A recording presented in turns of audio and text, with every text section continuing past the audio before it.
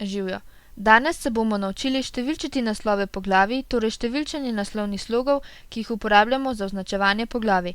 Številčenje je ena od lastnosti odstavka in jo lahko nastavljamo kateremukoli vstavčnemu slogu. Želimo si, da bi bili naslovi vštevilčeni z arabskimi številkami s piko, podnaslovi pa naj bodo vštevilčeni z rimskimi številkami.